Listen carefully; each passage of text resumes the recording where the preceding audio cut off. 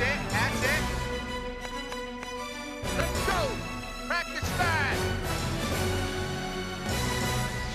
It's day 7, Camp Dolphins 2010. Barry Beutel alongside Troy Stradford. It is day 7. It looked like a regular day off for the likes of Brandon Marshall, Will Allen, and Patrick Cobbs. They were along the sidelines watching this one. Well, if you notice, all three of those guys have something in common. They had some minor or major surgery in the offseason, and coaches sitting there saying, all right, I don't want to run them into the ground. Let me give them a little bit of a day off, because camp is very long, and usually when you have a veteran that's coming off of some type of surgery, it's always good to give them a break at some point in training camp.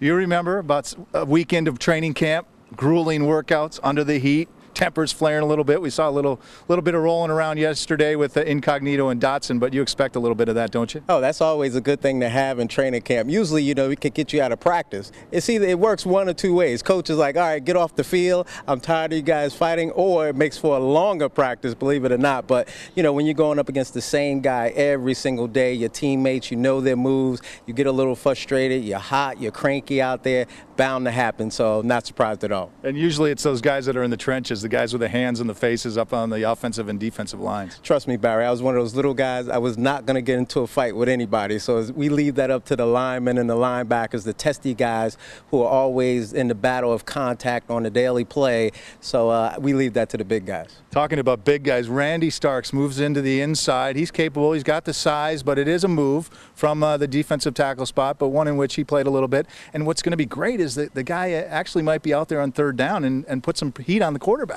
You know, Starks, he brings a little bit of versatility, not just your average nose guard that's just clogging up and playing the run. He could probably get some pressure on the quarterback as well, and he could stay out there on third down. They could even slide him out and go to a four-man front in that situation as well. You know, the Miami Dolphins, they had us scratching their head leading up to the draft because we was like, we need a nose tackle, and none of us on the outside knew the plan was to move Randy down. So far, so good in training camp. Hopefully he'll stay healthy, because there's not a lot of depth right there right now that we know of. Some guys, I'm sure, will probably emerge throughout training camp, but so far, so good with Randy Starks. It'll be nice on Saturday, a full pad scrimmage, 2 p.m., about 110 plays will be sequenced out. This is going to be nice for the fans to see. A lot of separation takes place in the scrimmages, because right now everything is on air. They're thudding up right now, no tackling. So it's, you know, about 90% that they're going when it comes to speed.